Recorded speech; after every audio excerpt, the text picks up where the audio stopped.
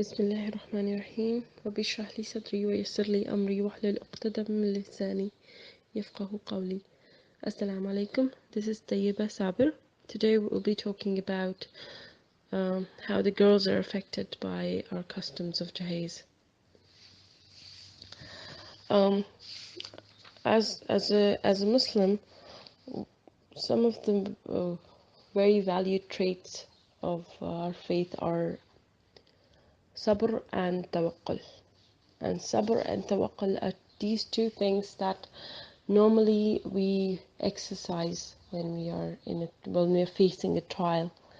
So if you have everything and you don't need to wait, or you don't have the time to feel the need of, you don't know what sabr is, what's to wait, patiently wait for something, or put up with something that is already present but not up to your mark. And similarly, tawakkul is when you have to rely completely on Allah, when you see your sources are not such that they will fulfill your wishes of living a comfortable lifestyle. So when it comes to girls, when we give them dowries, they don't really appreciate the value of all that they've gotten. They do know they've seen their parents pinching pennies all their lives and making that dowry, collecting it piece by piece, and then eventually giving it to her. But she's just a girl, maybe she's just graduated or something, and she's just out of her academic life, and now she's married off, or she's working, and she's all of a sudden she has to switch to this married life status, and now she has to take care of all the things. But mostly, if she hasn't shopped, or she hasn't had the chance to earn money on her own and then buy those things on her own, then she cannot understand the value of those things. She would value it because they have an emotional attachment. They're from her parents, and she would be grateful for all the things, that she would care. In most cases, she would care for them very much, and in some sad cases, what happens is that it's sad in a way that because of Jahez, there's added responsibility which wasn't required. When the girl has so much of dowry or furniture or whatever, or even if she doesn't have as much as other people do, but she has other things to take care of, and on top of that, she has her dowry to take care of, so her blankets or her quilts or her furniture and the carvings to dust and everything. It's just an added workload, because as we get married, mostly sometimes it happens that the girl gets pregnant right away, and she has no idea of what she's getting into, and she needs her energy, she needs her time to research the topic, because unfortunately we don't have any any training or education within our academic years where we prepare women and men for something that is so natural and definitely going to be a part of their lives. Whereas we might be doing algebra, which I don't know who would apply it, except for engineers or other people who have jobs related to it. But I guess in place of things like that, things which are, I'm not undermining the importance of algebra or how it helps our brain function, better, but I'm just trying to point to the fact that the knowledge of giving birth, of pregnancy, of expecting, and of not just expecting, or not just of it being sole responsibility of the women and for the women. It is actually the pregnancy came into being because of two people. It wasn't just an act of one. So what was a result of two people involvement should be taken care of by two people. Common sense dictates that. So if I believe we should, and inshallah in future we will have education or classes or something where we can, in the right age, at least to the extent that they can be educated, we would have the men and the women, the girls and the boys, getting prepared for what's coming ahead and what they will, in fact, inshallah, God forbid if anyone ends up infertile, but that too Allah has His plans and He knows best. So we should just be thankful and know that Allah is above us, and our logic and rationale cannot help us with His reasoning. So having said that, inshallah we'll have in future we'll have classes or something, or open-mindedness at least enough that we do let the couple have share this responsibility, because the consequences are faced by both, and the child needs both, and the mother needs her husband as well. So, but in case of dowry, how dowry affects the girl is that she is busy taking care of furniture and all that, where she should be researching her state, her trimester, or what's coming next, or what can relieve her pains, and she should actually be shopping around for doctors, just like you would shop around for a parlor where they more hygiene oriented, or they're more reasonably priced, or they're more respectful towards your wishes. Just like that, you should shop for, once you have the information for natural birth, or and how birth functions and how our bodies work, and why are we having certain pains at certain times of the day, or why we're feeling nauseous, or what kind of diet we should have.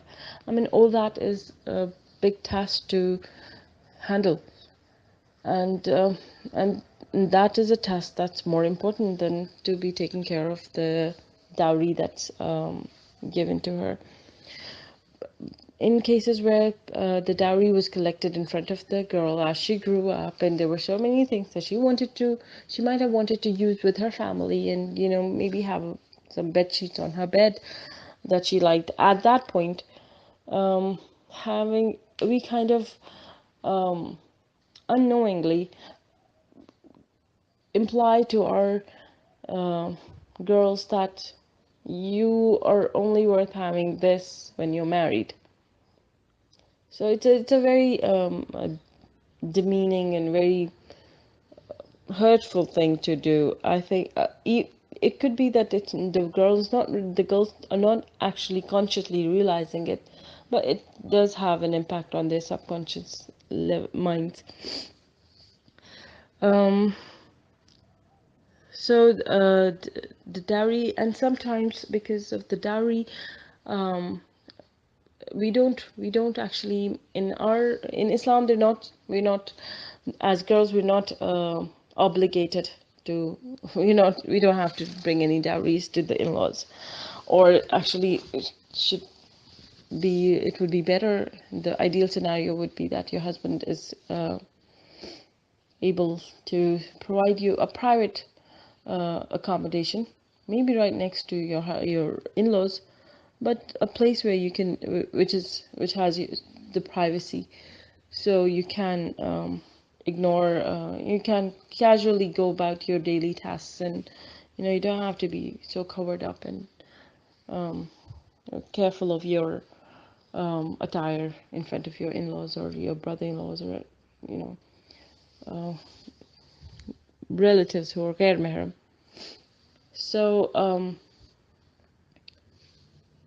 there with this, when we give them that, we validate the custom, and then they take in insecurities that come with going to the other place and seeing that the other sister-in-law got more than I got, or maybe the one who comes after them brings more than we get, and it just creates unnecessary tension and unnecessary insecurities, and just, I mean, where these girls were supposed to be each other's friends in, in taking care of daily tasks, or, they just become rivals, and they just start to act weird, and it just it just doesn't add to anything. It just doesn't add any positive thing to a relationship that needs, for the sake of the children, to be a very healthy one, so the children can enjoy good bonds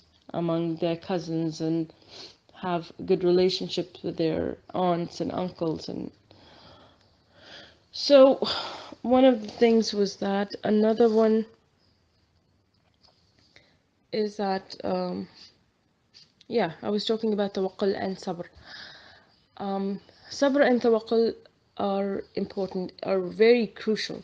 I mean, the ladies who are older than us, they can vouch for it, because without it, you cannot live life in a somewhat easier manner. When you have sabr and when you have tawakkul, you can know, maybe today I don't have it, tomorrow Allah will bless me with that, or maybe today I don't have it because Allah has a better reason for it. So you can be patient. You don't have to look at other people and say, why do they have that and why don't I have it, and why I should have it and they shouldn't, and that's jealousy. And and dowry is a big cause of jealousy in overall females of the family, be it cousins, be it the sisters-in-law, be it all the ladies. Among the ladies, dowry kind of brings in a lot of jealousy. And jealousy is one of the diseases of heart that Allah has not given a cure for, because that is that was the disease of Iblis as well. So when it turns to anger, it just takes off all the responsibility off of us and just leaves it with the other, that it's their fault. They're the ones who are wrong, and I'm the victim and I should have that, and they're the ones who have it, but we should have it instead of them. And that is the worst kind of jealousy. So may Allah protect us from hasad, and that's why we have got Surah Al-Falaq to protect us and ask for the protection from hasad every day and night. But this, it just kind of, I mean, growing up, as you get married, you can see clear differences among same cousins or sisters that weren't there before the marriage. And what did it? What did it? You need to question yourself. What was it that turned the same relationships, which were very friendly and very nice, and you could just fall back on, but all of a sudden it's just not there. That relationship, that connection is not there. Instead, there's a competition, there's a rivalry. There's like, okay, so you got that, impressive. But when we don't give our, what my stand is, that when we don't give dowry to our daughters, they have to learn sabr and tawakkul right away. They might be doing it all their lives. Just if you have done our job right, they might already know what it is, and they might have some practice of it. But when we don't give dowry, we actually make those muscles stronger, make them work them more. And they need to work it more in order to be supportive of their husbands, in order to be grateful for what they have in that place, even if it be one mattress, one broken chair or a table or whatever. At that point in time, when they have to build something, they should not have anything else. They should have the space to build it. And that space they need, when a husband sees that his wife is being grateful, she's not complaining of her circumstances, regardless of him not being able to provide as much as he should at that point, there comes a mercy in his heart, there comes compassion for her, there comes their support and trust strengthens, and that is what you need in a relationship that's just budding right now. It's just they're just married, and they shouldn't be poured upon the whole dowry, and they shouldn't be told that okay, you're taken care of, you don't need to worry. And that you can see is the mindset of our children. Even they're not children anymore, they're adults now, but their attitude is such that their problems are as if the problems are to be taken care of their parents. And the parents, regardless of what their age is, they're always bothered by the problems the children are facing. The children have not developed the confidence enough, or tawakkul or sabr, to deal with their problems on their own. That is the case in majority of the population. So, sabr and tawakkul again, when that girl goes, just imagine for once if we didn't have this custom of dowry, and the girls were sent and they were told, now, darling, that's your place, and that's your man, and now you, with all the knowledge that you have attained so far and that you will attain with your husband, and together you can build a life now. Now it's time to work, get to work. And they're young and they can do it. And you just need to support them and just need to guide them when they ask for it and when you see that they need it. And if that was the case, I am sure we would have a different country, we would have a different nation, we would have different generation that was being raised right now, because they had developed that sense that yes, we can do it, we can start from scratch and build ourselves up till whatever Allah favors upon us, and we can ask for his favor further. We don't need to be jealous of what they have or what they got and what she brought in, and we don't have to be in the competition for the rest of our lives, keeping it down to our children's and then maybe grandchildren's, and comparing them. How far has she gone and how far have I gone?